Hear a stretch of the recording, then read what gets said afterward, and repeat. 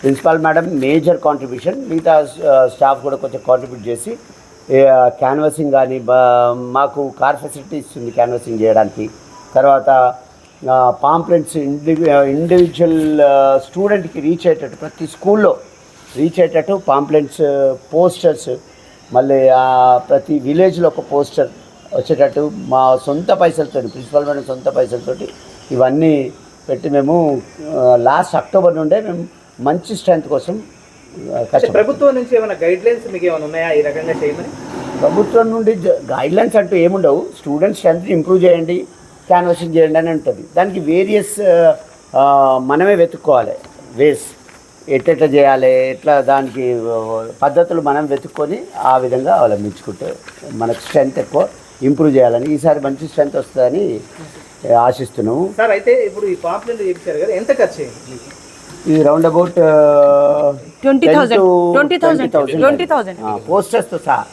Sir లాస్ట్గా ఇన్ని facilities ప్రభుత్వ కళాశాలలో ఉన్నాయి అని అంటున్నారు, మరి విద్యార్థులు ఎందుకు ప్రైవేట్ వైపు చూస్తున్నారు, ప్రైవేట్ కళాశాలల వైపు ఎందుకు చూస్తున్నారు? ముఖ్యంగా విద్యార్థుల తల్లిదండ్రులు అడ్వర్టైజ్మెంట్ చూసి కానీ ఆ ప్రైవేట్ కాలేజీల యొక్క స్పీచెస్ విని ఎక్కువ మట్టుకు అట్రాక్ట్ అవుతున్నారు.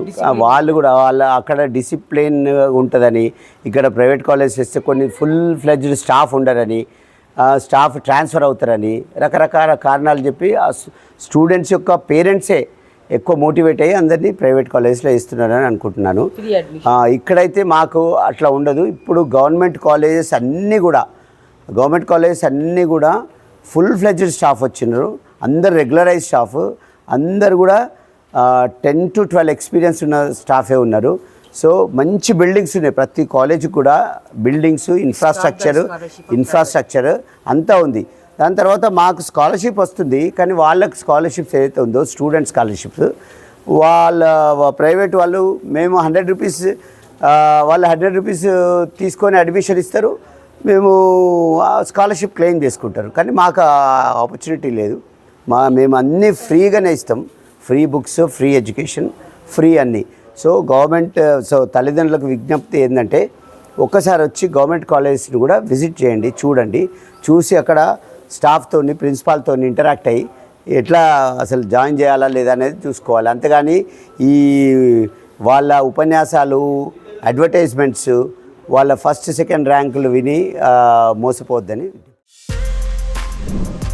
For more videos like this, subscribe Big TV channel.